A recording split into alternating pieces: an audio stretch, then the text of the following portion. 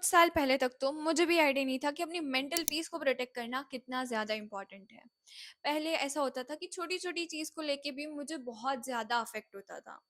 And under confident, comparison, stress, anxiety, overthinking, feeling lonely, ये सारे emotions मैंने feel किए थे। एंड जब भी ऐसी चीज़ें होती थी ना, तब मैं सोचती थी कि यार ऐसा मैं क्या करूँ सो दैट मुझे बेटर फ़ील हो। Hey, beautiful people, I'm gonna share some things that I did to protect my mental peace. और ये चीज़ें तुम भी कर सकते हो so that तुम अपनी mental peace को protect करो, ऐसे लोगों को cut off करो and ऐसे situations में कैसे deal करना है वो जानो. The first point is I stopped chasing perfection. Perfection is a thief of Joy. ये लाइन मेरी मोस्ट फेवरेट है because most of the time हम हमारे लुक्स को लेके, काम को लेके, नेचर को लेके, पर्सनालिटी को लेके इतना ज़्यादा कॉन्शियस होते हैं कि हमें बस परफेक्ट बनना है। But it is very important कि हम ये समझें कि परफेक्शन ही सारी चीज़ें नहीं है। हम वो काम कैसे कर रहे हैं, कितने मन से कर रहे हैं, वो इम्पॉर्टेंट है।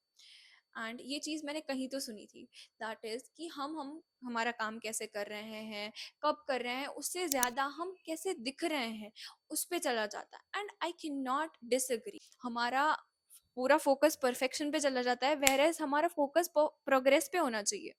And that is why it's very important that हम अपना फोकस परफेक्शन से हटा के प्रोग्रेस पे डालें। बिकॉज हम एवरी सिंगल डे जब स्टेप बाय स्टेप बेटर बनते हैं तो हम प्रोग्रेस करते हैं अपने लाइफ में। You know, that is the saying that 1% better every single day, and it is something which all of us should implement. The second point is I stopped keeping expectations.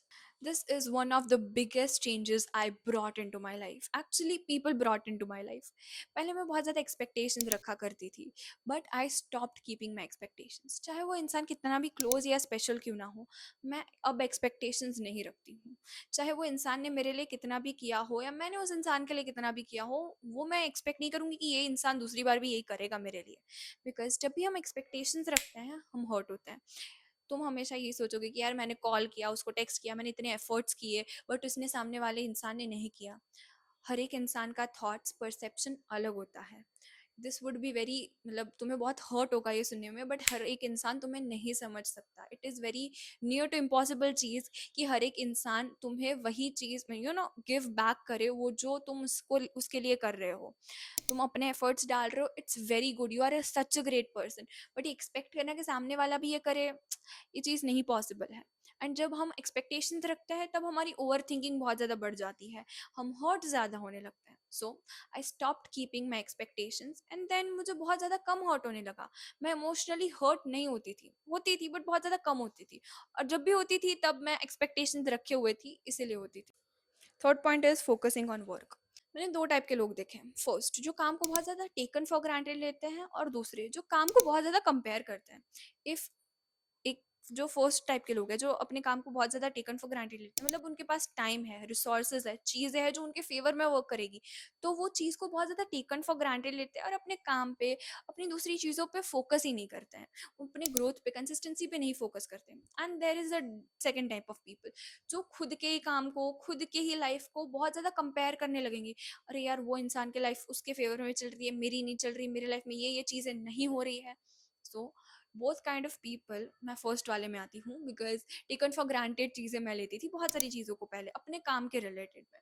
But then I realise that हमें बहुत ज़्यादा grateful रहना चाहिए कि हमारे life में अगर कुछ चीज़ वर्क कर रही है हमारे लिए तो। एंड मैं कंपेयर भी खुद को कर ही लेती थी कि यार उसके पास ये चीज़ है, उसके पास वो है, मैं ये नहीं कर पा रही हूँ, मैं वो नहीं कर पा रही हूँ। एंड एट दैट टाइम मैं खुद के ही रिसोर्सेज को, खुद के ही दिमाग को उतना जस्टिफाई या उतना अच्छे से यूज़ नहीं कर पा रही थी। So the last point is setting boundaries. बहुत सारे लोग देखे हैं जो ना नहीं बोल सकते, या तो अपना ओपिनियन शेयर करने से भी डरते हैं। फॉर एग्जाम्पल, इफ़ मेरा एक फ्रेंड सर्कल है, उसमें सब लोग एक कैफ़े में जा रहे हैं, पर मैं ऑलरेडी वहाँ जा चुकी हूँ और मुझे वहाँ पे नहीं जाना है because I have already visited once. तो मैं ये सोचूंगी कि कोई बात नहीं, सब जा रहे हैं तो इट्स ओके। बट अगर ये सेम चीज़ मेरे दोस्त के साथ हो रही है तो शी विल से नहीं नहीं, मैं ऑलरेडी जाके कोई और कैफ़े में जाता है। My friends are really good, this is just an example. But कहने का मतलब ये है कि इफ़ तुम्हें ओपिनियन देना है या तुम्हें मना करना है तो तुम क्लियरली बोल दो। हाँ, इफ किसी इंसान को जेन्युइनली तुम्हारी हेल्प चाहिए देन इट्स कम्प्लीटली ओके, तुम उसकी हेल्प करो। बट हर एक टाइम पे तुम ही एडजस्ट कर रहे हो, तुम ही सब बोल रहे हैं कि हाँ चलो चलो चलते हैं, but you don't want to go, but eventually you say yes because of the people, तो इट्स वेरी रॉन्ग। तुम्हें हर बार एफर्ट्स डालना पड़े, हर बार एडजस्ट तुम्हें ही वन साइडेडली करना पड़े, तो इट इज़ वेरी रॉन्ग।